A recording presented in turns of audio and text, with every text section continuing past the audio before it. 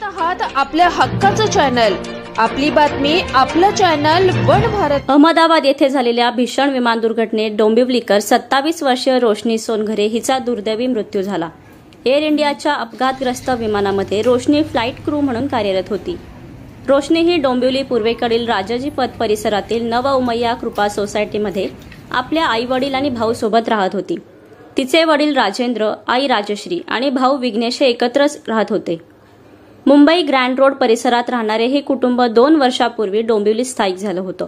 रोशनी हिचा भाऊ विघ्नेश हा एका खासगी शिपिंग कंपनीमध्ये काम करतो, तर आई वडील हे घरीच असतात।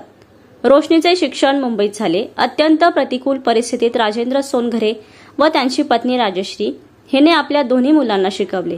रोशनीला लहानपणापासूनच एअर क्रू बनायचं होतं। तिने जिद्द आणि मेहनत करत तिचे स्वप्न पूर्ण केलं। काल आई वडिलांचा निरोप घेऊन ती अहमदाबादला गेली व अहमदाबादच्या फ्लाईटने ते लंडनच्या दिशेने निघाले होते।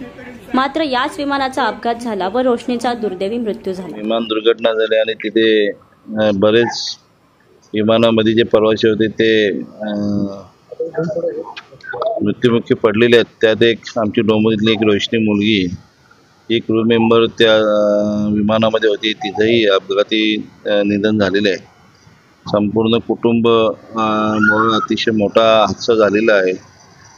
वडील आणि भाऊ अहमदाबादला पोहोचलेले आहेत। आई अतिशय दुःखात आहे आणि डोंबिवलीमध्ये मोठी अशी दुर्घटना घडली। वरती एक विशेष ग्रुपवरती आरोप करणं योग्य नाही, परंतु सरकारनेच टाटा ग्रुपला विशेषतः एअरलाईन चालवण्यासाठी संधी दिली होती।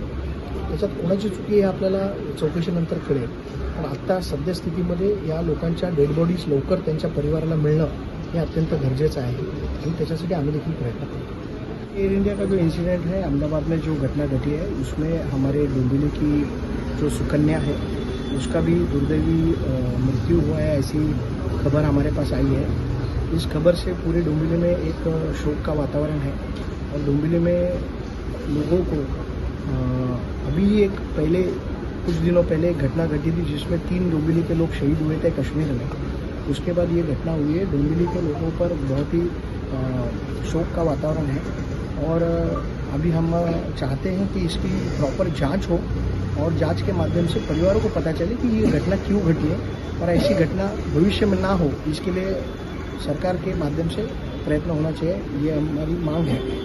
और अभी तो पहली प्रायोरिटी है कि इन परिवारों की जो डेड बॉडीज है वो उनको मिले, उसके लिए हम भी प्रयत्न कर रहे हैं और हम सरकार से भी मांग कर रहे हैं, महाराष्ट्र शासन से, तो जल्द से जल्द इन परिवारों के पास इनके परिजनों की जो डेड बॉडीज है वो पहुँचाएँ। इसके लिए महाराष्ट्र शासन प्रायोरिटी पर प्रयत्न कर रहा है।